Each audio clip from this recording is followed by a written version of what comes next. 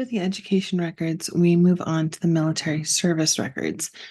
Very similar to the other pages that we've done, we're going to be dragging and dropping photos, images of records, and then filling in the fields where you know the information. So the only difference here is that there is this circle frame down here in the notes. And on this second page, you've got a very large image. It really depends on what you've got for your ancestor if you're going to want to use these frames. They're just there for ideas for you and to give you a little bit of guidance. And you might have an ancestor who does not have any military service, particularly if that ancestor is a woman. So again, if you need to delete these pages, use this trash can symbol. Just make sure that you always delete both the left-hand page and the right-hand page so that when your book prints out, everything prints correctly. Okay, we are going to fill this page in with military service records for James Kennedy Gordon, who served in World War I. Now, I have some options here. I could put photos here and here, and I could put a document here, or I could use these for different things. What I'm actually going to do is I am going to upload a combination of photos and scanned images of records that have to do with this military service. We've already, have we? I thought that we'd uploaded the military. Yes, we did. We uploaded the military portrait when we were thinking about putting it into the page divider. And so, but you see, if I were to just drag this military portrait up like this, it's kind of cut off. It's not my favorite. I actually don't want to do that. I'm going to click undo. I'm going to use that space instead for this letter. This is a letter that James sent to his mother after he was wounded. And you can see he's in the base hospital in France. And I'm going to use this circle down here, and that's what I'm going to use for his military portrait.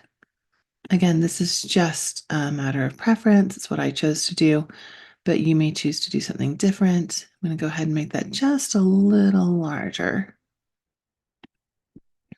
And now I'll fill in this information. I'm not going to bring in any kind of new font or anything. I'm just going to continue typing in the same text box.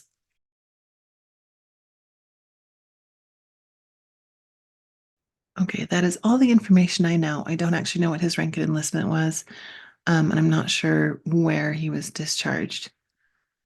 And then if I was going to include some notes down here, I forgot to add those in. I can do that right now. And we'll resize this text box so that it fits nicely next to this portrait. Okay, that is one page. I think that looks fine. So I'm going to go ahead and I can even make this just a touch bigger. I'm going to go ahead and leave that. And now over here, I can choose to put in whatever I want to. I'm going to find a nice large document that shows his military service and put it on this page. All right, let me go over to my uploads. I'm going to upload this file. Let's see right there. This is information certified from his service in the military. And if I were to just drag it straight in, it's not the same size. So again, it's going to be sort of awkwardly cropped where you can't really see the sides. So I'm just going to delete, let's see if I undo, instead of using this frame, I'm going to delete it. And just like we did before, I'm just going to drag the image directly onto the page and then I'll adjust. And if we were to zoom in, this is a very clear explanation of his military service. And then there's a notes field, but there's no reason for me to add notes here because this is very, very clear. I'm going to go ahead and delete this because I don't need it. And this gives me this little bit of space down here. So I'm going to add just a couple more photos that James took while he was in service or while he was recovering after being wounded in World War I. Okay, let me just upload these really quick. You wouldn't necessarily have to do this, but as long as you have additional records or photos, I always think it's kind of nice to add things in. Other things that you could add on a military page, you could add a map of where they served. You could add scans or images of medals that they received. You could add newspaper clippings that they're mentioned in.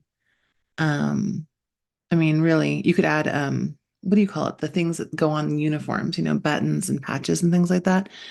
There's a word for that, but if you have any of that sort of thing, I feel like a lot of families actually hang on to military souvenirs more so than they do other things, particularly if the person served in a war. So you may have something, like I said, if you need to adjust, always zoom in, it gives you more control. You may have something in your family's archives that you don't even know you have. And just like that, we have our military service information. And then over here we have military service illustrations. And that is our 2-page spread showing, oh, can't quite see it. Let's see if we make it smaller. Oh, it's just adjusting. Where did we jump to? There we go. You can see those 2 pages together, military service and military service records. And so when the book is bound and printed, you'll see those pages right next to each other.